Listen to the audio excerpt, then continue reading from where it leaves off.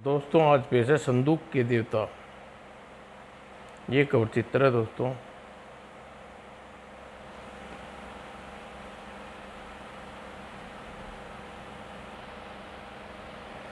काशी नगरी में प्रोतन नाम का एक विद्वान ब्राह्मण रहता था। अपना अध्ययन समाप्त करने पर एक दिन गंगा की सिमरती करने के दशोपरांत दशा में घाट पर पहुंचा। अचानक उसकी दृष्टि अत्यंत रूपवती कन्या पर पड़ी। आह, क्या सौंदर्य है! मैंने आज तक नहीं देखा। कौन है यह सुंदरी? कुछ देर बाद, इसका परिचय जाने बिना वापस नहीं जाऊंगा। चल हट। और सखियों, मधुलेखा, देख देख तो वह ब्राह्मण तेरे मोहजाल में फंसा तेरे पीछे आ रहा है। लगता है घर तक पीछा नहीं छोड़ेगा बेचारा। एक अति आलीशान महल के द्वार पर एक कहाँ जाता है? किससे मिलना है? यह मकान किसका है भाई? तू राजपुरोहित के नहीं जानता? यह उन्हीं का घर है। तो अभी अभी जो युक्ति गई है, यह उनकी बेटी मधुलेखा है। क्यों? ऐसे ही पूछ लिया। धन्यवाद, मैं जाता हूँ। ऐसे ही पूछने का क्या अर्थ है? रुको। क्या बात है संतरी? वह युवक कौन है? स्वामी, यह युवक बिटिया के पीछे यहाँ तक आया है और इसे उसके बारे में पूछ रहा था। अरे तुम मेरे साथ आओ युवक। क्या नाम है तुम्हारा? जी, मेरा नाम पुरोतन है। मैं वेद वास्तुचित और श्री गंगा नारायण का शिष्य हूँ। और कुछ पल बाद हम सत्यवादी श्री रंगाचार्य हैं, बहुत आदर करते हैं। उन्हें शिष्य भी असत्य नहीं बोलते श्रीमान। मकान में ले जाकर राजपुरोहित ने पुरोहितन को अतिथि संस्कार किया। क्या मैं तुम्हारे यहाँ आने का कारण जान सकता हूँ? अवश्य श्रीमान। मैं आपकी बेटी मधुलेखा संतशील और सौंदर्य से मोहित होकर यहाँ खिंचा आया। तुम एक कुलीन और गुणवान घर के युवक मालूम होते हो। क्या तुम मेरी बेटी से विवाह की इच्छा रखते हो? यह मेरा अहोभाग्य है यदि श्रीमान मेरी इच्छा पूर्ण करने की कृपा करें। क्या तुम जानते हो कि मेरी पुत्री मधुलेखा बाल विधवा है? नहीं श्रीमान, परंतु यह जान लेने के बाद मैं निश्चित रूप से मधुलेखा के पति संग्रहण करना चाहता हूँ का पानी संग्रहण करना चाहता हूँ। क्या मैं अनाथ हूँ? क्या आप मुझसे स्वीकार करेंगे?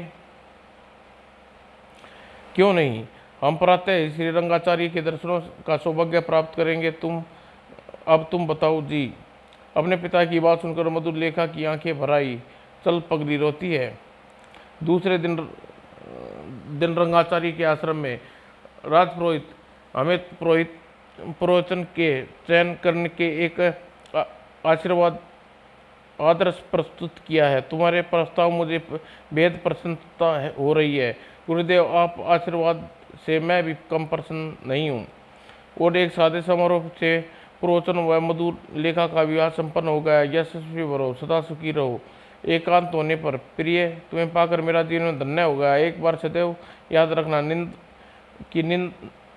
निंदा मैं मृत्यु से भयंकर समझता हूँ। मैं सदैव इसका ध्यान रखूंगी स्वामी। और गुरु श्री रंगाचार्य के आश्रम में पुरोहितन और मधुलेखा सुखपूर्ण गुरु की सेवा दिन बिताने लगे। तभी पता नहीं गुरुदेव ने मुझे अपनी शरण में लेंगे या नहीं। अरे कौन हो तुम? क्या चाहते हो? गुरुदेव, मेरा नाम पाणिनि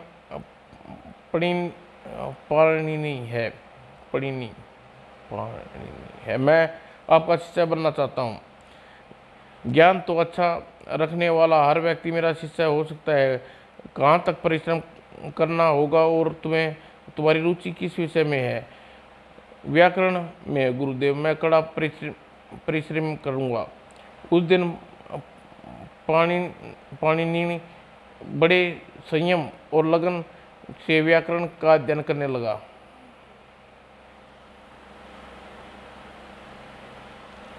काफी दिनों के अध्ययन के बाद पाणिनि ने एक नए व्याकरण की रचना की। तुम्हारा परिश्रम अति उत्तम है पाणिनि। तुम एक बार पुरोहितन की शास्त्रार्थ कर लो तो अच्छा रहेगा। आपकी जैसी आज्ञा गुरुदेव। पाणिनि ने पुरोहितन के शास्त्रार्थ की चुनौती दी। पुरोहितन ए पुरोचन, क्या तू व्याकरण में मुझसे बहस करने के लिए तैयार है? बहस की क्या बात करते हो मित्र, हम व्याकरण के सूत्रों पर बात कर सकते हैं, बातचीत नहीं। शास्त्रार्थ मुझे पराजित करने के तुम बड़प्पन का समापन समापन समाप्त कर सकते हो। पाणिनि क्या ठीक कह रहा है, हार जीत का निर्णय तो होना ही चाहिए। ठीक है, मुझे स्वीकार है। फिर एक दिन निश्चित कर गुरुदेव के सामने जब दोनों शास्त्रार्थ प्रारंभ हुआ, 7 दिन तक शास्त्रार्थ होने के 8वें दिन गुरुदेव ने निर्णय लिया, पाणिनि बेटा, तुम शास्त्रार्थ में तुम प्रवचन को पराजित हो गए, तुम अपनी प्रयासन नियंत्रण बनाए रखना। जी गुरुजी। पराजय से घबरा कर यदि तुमने अपना प्रयत्न छोड़ दिया था, तुम कभी महान व्याकरणाचार्य नहीं बन पाओगे। जी। और पराजय से दुखी होकर पाणिनि अधिक परिश्रम करने लगा।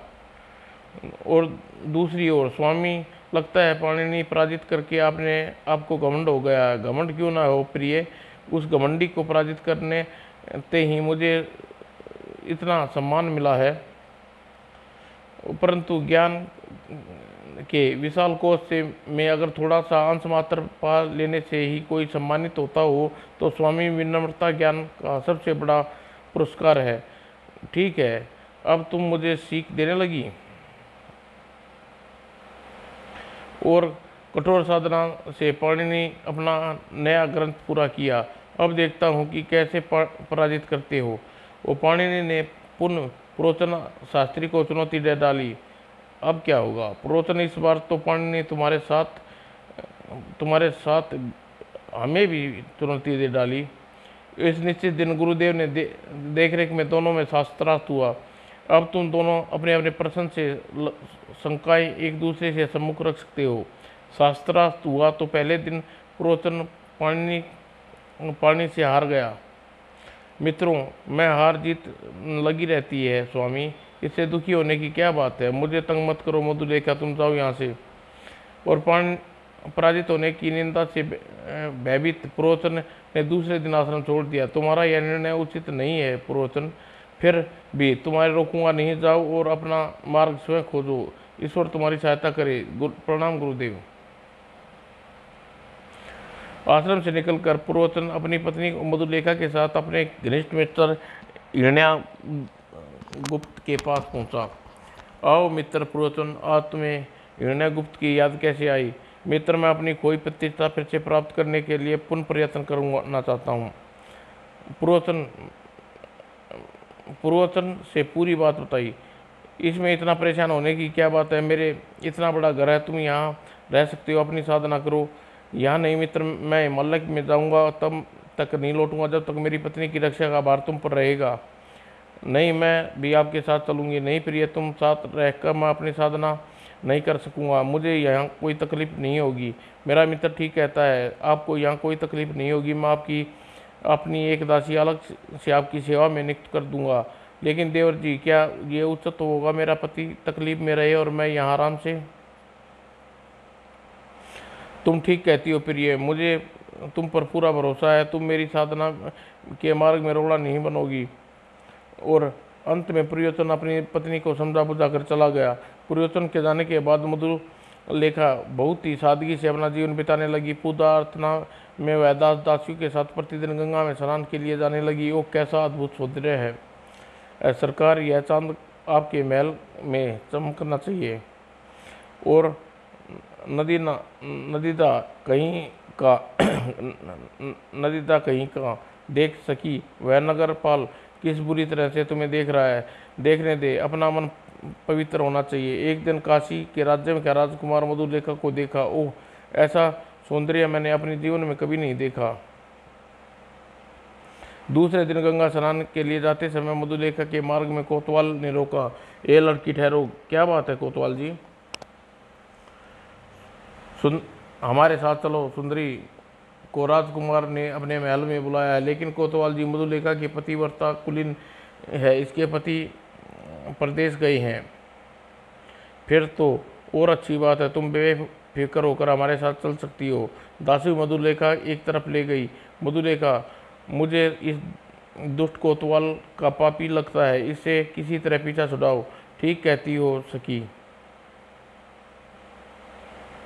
जी ठहरिए, मैं अपनी सखी से बातें कर लूँ। और मधुलेखा चंचल नज़रों से कोतवाल को देखा। कोतवाल जी, आपकी मूछें बहुत सुंदर रोबुली हैं। आह, मेरी मूछें वाकई लाजवाब हैं। फिर आप शाम तक हिरण्य गुप्त के घर आ जाइए। यहाँ दिन के उजाले में कोई आपको बातें करते देख लेगा तो क्या सोचेगा। तुम ठीक कहती हो, मैं रात के प्रथम पैर में आऊँगा। कोतवाल पलट के चला गया और मधुलेखा आगे बढ़ी। आज आओ सखी, हम दूसरे रास्ते से चलते हैं, कहीं अब वापस ना जाए। ठीक है।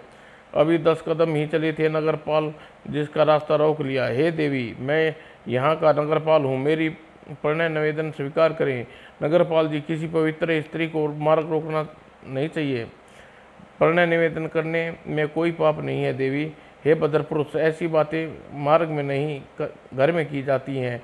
आप अर्धरात्रि के दूसरे पैर में हिरण्यगुप्त के घर में पहुंचिए। दासी की बात नगरपाल का चेहरा खिल उठा।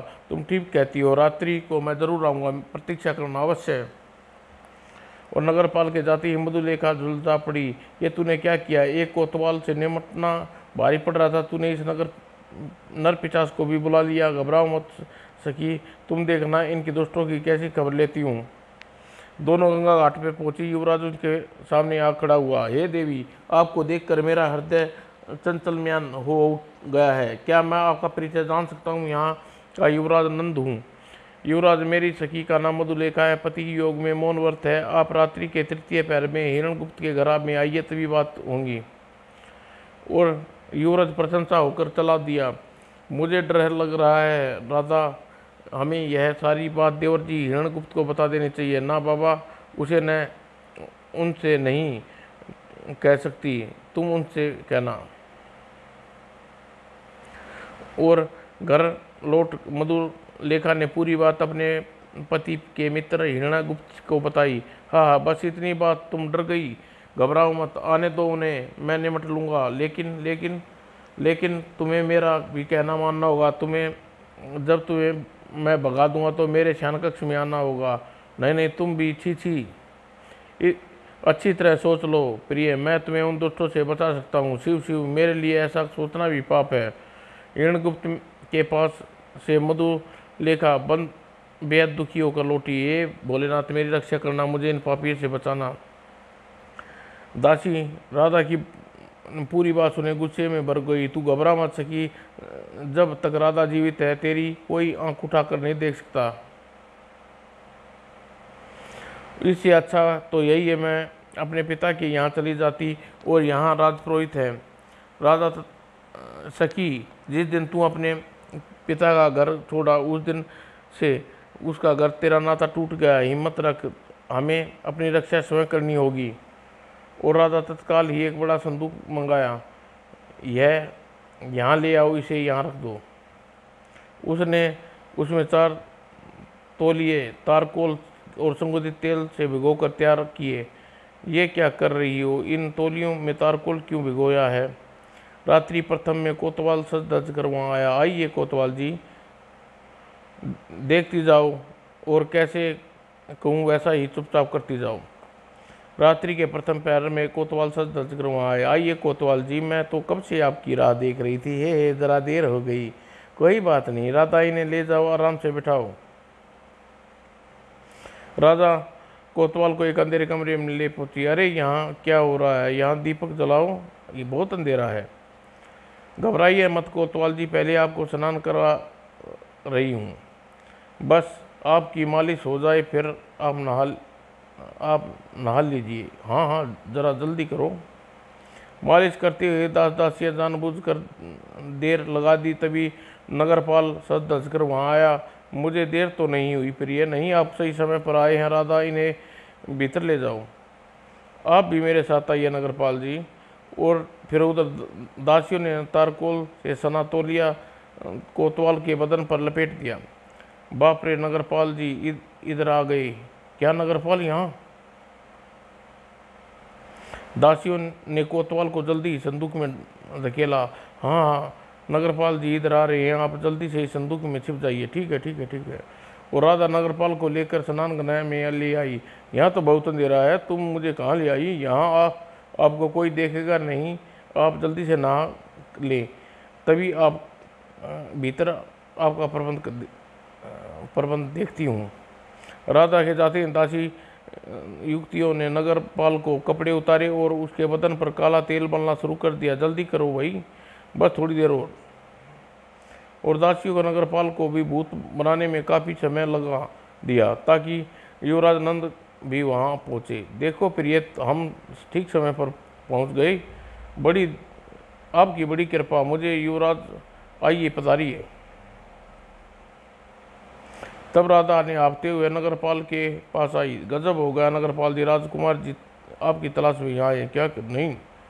और राधा ने बड़े संदूक में धकेला, आप जल्दी से इस में छिप जाइए, आपको युवराज ने यहाँ देख लिया तो आपकी खैर नहीं। और नगरपाल संदूक में बंद करने के बाद राधा मधुलेखा के पास पहुँची। आपने मुझे याद किया देवी? हाँ राधा, तुम यहाँ से चली? हाँ राधा, कहाँ चली गई थी? देख युवराज नंद यहाँ पधारे हैं।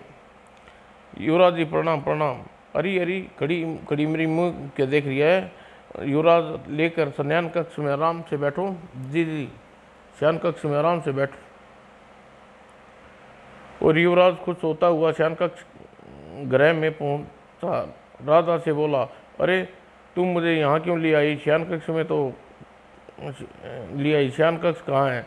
युवराज, आपके शरीर पर पसीने की गंध आ रही है, आप पहले स्नान कर ले।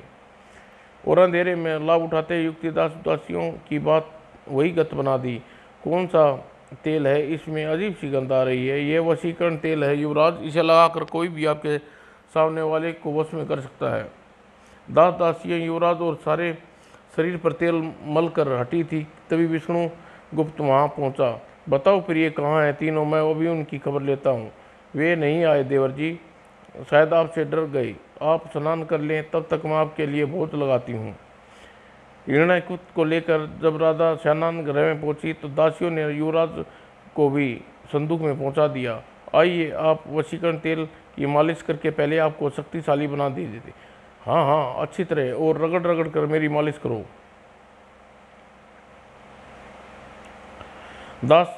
दासियों ने हिरण्यगुप्त के वस्त्र उतारे शुरू कर दिया और मधुलेखा ने आगे बढ़ी। देवर जी, मेरे पति मुझे आपके पास अमानत के रूप में रक्षा करने के लिए छोड़ गए थे, लेकिन आपने मुझे बुरी नज़र से देखने लगे। प्रिय, और धन उसी का होता है जो उसके अधिकार में रखे सके।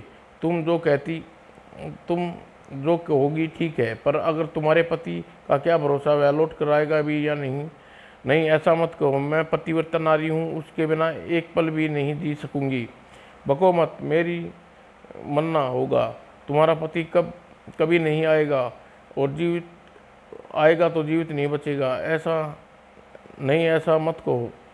और संदूक के भीतर आज तो बुरे फंसे। खामोश, तुम सब बदमाश हो। पर युवराज, यह हिरण्यगुप्त तो हमारा भी बाप निकला। और कुछ देर बाद दासियों ने हिरण्यगुप्त को भी वही दशा बनाई। शाबाश, शाबाश, मैं तुम्हें भारी इनाम दूंगा। और उसी समय राधा ने मकान के हिस्से में आग लगा दी जिसमें हिरण्यगुप्त रहता था। और कुछ देर में सारा मकान धू धू करके जलना, सैकड़ों लोग उस तरफ दौड़ पड़े। आग आग आग आग। और मकान में लगी आग देखकर हिरण्यगुप्त के उसी दशा में बाहर भागा। बचाओ बचाओ। और मधुलेखा ने नौकरों को आदेश दिया है, पहले ही संदूक को बाहर निकालो, इसमें बहुमूल्य दौलत है। अच्छा जी। उधर हिरण्यगुप्त घर से बाहर निकला। राधा ने शोर मचाया, पकड़ो पकड़ो चोर, इसी ने घर में आग लगाई है, चोर नहीं। और फिर दे दनादन, मारो साले को और मारो। नहीं नहीं, मैं चोर नहीं हूँ। हिरण्यगुप्त अपने को छुड़ाकर भागा तो गली के कुत्ते उसके पीछे लगे। बो बाप रे, बो बो बो। भागते भागते हिरण्यगुप्त कीचड़ भरे गड्ढे में गिरा। आह। और दूसरे दिन प्रातः होते ही मधुलेखा अपनी सखी राधा के साथ बड़े संदूक को लिवा कर राज दरबार पहुंची। दुआई हो महाराज, दुआई हो, न्याय कीजिए। कौन हो तुम बेटी, और तुम्हें किससे सताया है? साफ साफ को। महाराज, मेरे पति अध्ययन के लिए जाते समय मुझे अपने मित्र हिरण्यगुप्त के पास छोड़ गए थे, किंतु उसकी दुष्ट दृष्टि दोष आ गया। वह मेरा पत्नी धर्म नष्ट करना चाहता है। महामंत्री हिरण्यगुप्त को तत्काल दरबार में लाने के लिए कहो। जी। और कुछ देर बाद हिरण्यगुप्त दरबार में पेश किया गया। क्यों हिरण्यगुप्त, इस देवी ने जो कहा वह सच है? यह सरासर झूठ है महाराज, मुझ पर झूठा लांछन है। महाराज, मेरे पति के जाते ही समय घर में देवताओं को इस संदूक में बंद कर गए थे। वे दुष्ट की नियत के साक्षी हैं। आप इन्हीं से पूछ लीजिए मैं सच बोल रही हूँ झूठ। जवाब देवताओं का जवाब देंगे? अवश्य देंगे महाराज, आप पूछिए। राजा ने पूछा। तुरंत ही कोई उत्तर न मिला। ये संदूक के देवता, बताओ सत्य क्या है, झूठ क्या है? यह तो असंभव है। देखो महाराज, देवताएं कभी संदूक में कभी देवता बंद नहीं किए जा सकते। तभी मधुलेखा ने पैर पटकती हुई संदूक के पास वही। बोलते क्यों नहीं? इस बार भी यदि नहीं बोले तो तुम्हें संदूक सहित जला डालूंगी यार, तुम्हें भरे दरबार में सबके सामने खड़ा कर दूंगी। अचानक संदूक से आवाज आई। यह देवी सत्य कह रही है महाराज। इस दुष्ट हिरण्यगुप्त ने इस देवी के धर्म नष्ट करने का प्रयत्न किया। हमें इसके साक्षी हैं। कमाल है, परंतु इस संदूक में छिपे देवताओं को हम देखना चाहते हैं। राजपुरोहित जी, क्या संभव है देवता इस संदूक में बंद किया जा सके? यह संभव है महाराज। मुझे तो अभी भी भारी भेद दिखाई पड़ रहा है। निकालो इस संदूक को, खोलो जो आज्ञा। और जैसे ही संदूक खोला गया, ए तुम कौन हो? तुम बाहर निकलो। हा हा हा, कौन है ये? क्या ये देवता है? मधुलेखा ने पूरी बात राजा को बताई और क्रोध में भर उठा। महामंत्री जी, इन चारों दुष्टों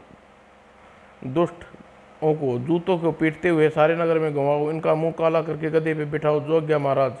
लेकिन क्या तुम यही कहना चाहते हो कि इनमें हमारा बेटा नंद भी है? वह भी राजकुमार है? जी हाँ।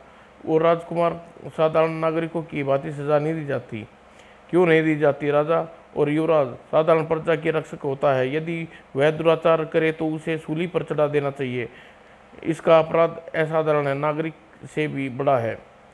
जैसी आपकी आज्ञा महाराज। ले जाओ इन्हें, और इसी समय इन पर किसी तरह की दया न करना। राजा मधुलेखा के बारे अपने पास बुलाया। बेटे, तुम्हारे साहस को देखकर मैं बहुत प्रशंसित हूँ, परंतु मुझे दुख है कि उस दुराचारी ने हमारा बेटा भी है। जाओ, घर जाओ।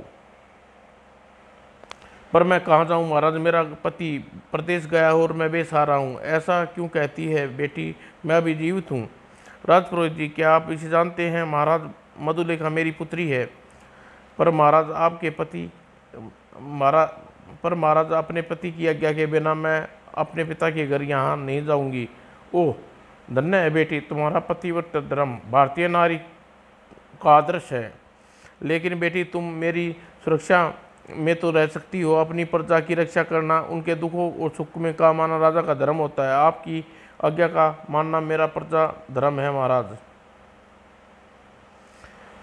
महाराज, मधुलेखा ने अपने साथ ले महल में पहुंचा। आपने यह कैसे न्याय किया स्वामी? नंद आपका अपना बच्चा था, उसे क्षमा कर दीजिए। यह जंग यदि मधुलेखा तुम्हारी बेटी होती तो महारानी, और कोई दुष्ट उसके धर्म को नष्ट करने की कोशिश करता, तुम क्या करती? नहीं नहीं, ऐसा मत कहिए स्वामी। फिर आप किस आधार पर नंद को आज़ाद कराने की माफ़ करने के लिए कह रही हैं महारानी? राजनीति में यश अपयश दोनों के साथ साथ भोगने पड़ते हैं। आप ठीक कहते हैं महाराज। तब मधुलेखा ने आगे बढ़ी। महाराज, मेरी आपसे एक प्रार्थना है। महाराज, बड़े से बड़े अपराध को भी पश्चाताप करने का एक अवसर अवश्य देना चाहिए। तुम्हारा मतलब है कि हम उन चारों को यूं ही छोड़ दें ताकि उन्हें हौसले और बढ़ जाए?